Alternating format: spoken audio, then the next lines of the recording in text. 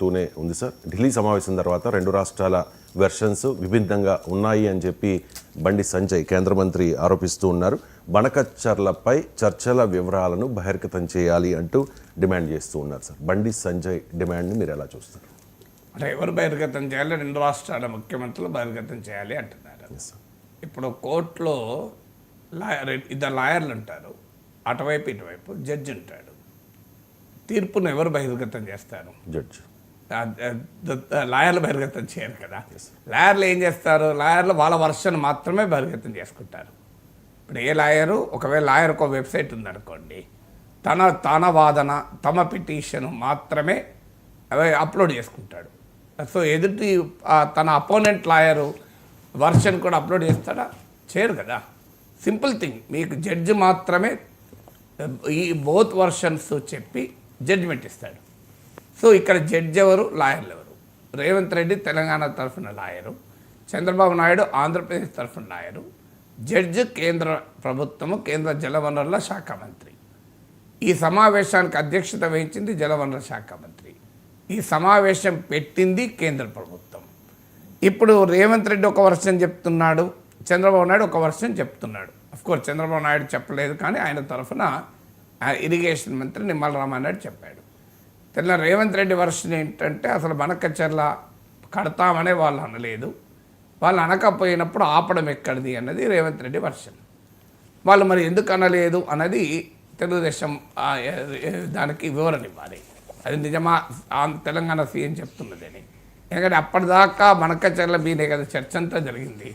So సమాజం అంతా, ఆంధ్రప్రదేశ్ సమాజం ఆశించింది చంద్రబాబు నాయుడు ఢిల్లీకి వెళ్ళి బనకచర్ల విషయంలో కేంద్రాన్ని ఒప్పించి, తెలంగాణను ఒప్పించి గోదావరి బనకచర్ల లింక్ ప్రాజెక్టు సాకారం చేసుకొని వస్తారని ఎవరైనా భావించారు.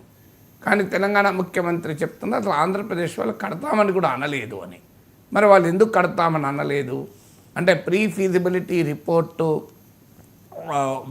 కేంద్ర ప్రభుత్వ సంస్థలైన గోదావరి రివర్ మేనేజ్మెంట్ బోర్డు కావచ్చు, పర్యావరణ మంత్రిత్వ శాఖ ఎక్స్పర్ట్ కమిటీ కావచ్చు, వీళ్ళందరూ అభ్యంతరాలు చెప్పారు కనుక మరి కేంద్ర ప్రభుత్వం పెట్టిన మీటింగ్లో రెండు రాష్ట్రాల ముఖ్యమంత్రుల మీటింగ్లో దాని ప్రస్తావన చేయలేదు. ఆంధ్రప్రదేశ్ ప్రభుత్వం ప్రస్తావన చేసి ఉంటే మాట్లాడాలి. ఎందుకంటే ఇప్పటివరకు తెలంగాణ ముఖ్యమంత్రి అసలు బనకచర్ల చర్చకే వాళ్ళు తీసుకురాలేదు. వాళ్ళు ఆ టాపికే తీయనప్పుడు, వాళ్ళు కడతామని అననప్పుడు మేము ఆపమని ఎందుకు అడగాల్సిన అవసరం ఏముంటుంది అన్నారు. సో దీనిపైన ఇంతవరకు ఆంధ్రప్రదేశ్ ప్రభుత్వం వైపు నుంచి ఎవరు కూడా రియాక్ట్ కాలే. తెలంగాణ ముఖ్యమంత్రి చెప్పింది నిజం కాదని ఎవరు అనలే. నిజం కాదని ఎవరు అననంత కాలం, as long as it is not contested, Revanth Reddy చెప్పింది నిజమనే అంశమే ఉంటుంది కదా. ఇక రామానాయుడు ఏమన్నాడు? మరి నిమ్మల రామానాయుడు అన్న దాంట్లో మాత్రం కమిటీ గోదావరి బనకచర్ల లింక్ కెనాల్తో పాటు తెలంగాణ రైజ్ చేసిన అబ్జెక్షన్స్ను ఈ కమిటీ పరిశీలిస్తుంది అన్నాడు. దీనిపైన తెలంగాణ ప్రభుత్వం వివరణ ఇవ్వాలి. మరి ఆంధ్రప్రదేశ్ ఇరిగేషన్ మినిస్టర్ ఏమో ఈ నిపుణుల సంఘం బనకచర్లను కూడా విచారిస్తోంది అని అన్నారు. తెలంగాణ ముఖ్యమంత్రి ఏమో అసలు బనకచర్ల చర్చకే వాళ్ళు పెట్టలేదన్నారు.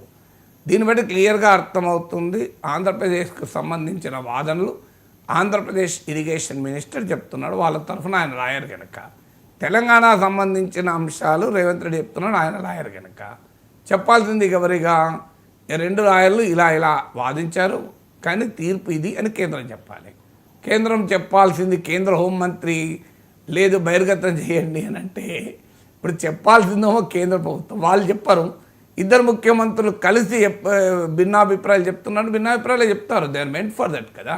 ఇప్పుడు ఆంధ్రప్రదేశ్ తరఫున మాట్లాడే నిమ్మల రామానాయుడు తెలంగాణ వర్షన్ కూడా ఎందుకు చెప్తాడు? తెలంగాణ ముఖ్యమంత్రి ఆంధ్రప్రదేశ్ వర్షన్ ఎందుకు చెప్తాడు? చెప్తే రాజకీయంగా ఎదురుదాడి జరగదా? వాళ్ళు వాళ్ళ రాష్ట్రాల వర్షనే చెప్తారు. ఈ రెండు రాష్ట్రాల వర్షన్లు విని కేంద్రము తన వర్షన్ ఏందో చెప్పాలి, లేదా తమ వర్షన్ ఇంకా నిర్ణయం జరగకపోతే రెండు రాష్ట్రాల వర్షన్లు ఇవి, వీళ్ళు వచ్చి మాట్లాడుకున్నా అని చెప్పాలి. ఇంకోటి, సమావేశానికి అధ్యక్షత వహించింది ఎవరు? చంద్రబాబు నాయుడు కాదు, రేవంత్ రెడ్డి కాదు.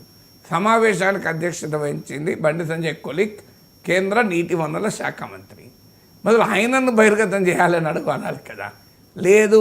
అలాగే ఈ సమావేశం పెట్టింది ఎవరు? కేంద్ర ప్రభుత్వం. సమావేశం పిలిచిన వాళ్ళు మినిట్స్ రాయించుతారు. ఆ మినిట్స్ కేంద్ర ప్రభుత్వం దగ్గర ఉంటాయి. ఆ మినిట్స్ రేవంత్ రెడ్డి దగ్గర ఉండవు, చంద్రబాబు నాయుడు దగ్గర ఉండవు కదా. మరి ఆ మినిట్స్ను ఎవరు బహిర్గతం చేయాలి? కేంద్రం బహిర్గతం చేయాలి.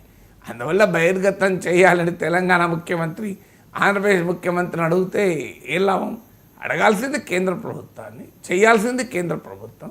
కేంద్ర ప్రభుత్వం మాత్రం మాకు సంబంధం లేదు, ఈ కన్ఫ్యూజన్తో మేము పొలిటికల్గా బెనిఫిట్ అవుతాం. ఎందుకంటే ఆంధ్రలో ఆంధ్ర వర్షన్ చెప్పొచ్చు, తెలంగాణలో తెలంగాణ వర్షన్ చెప్పుకోవచ్చు.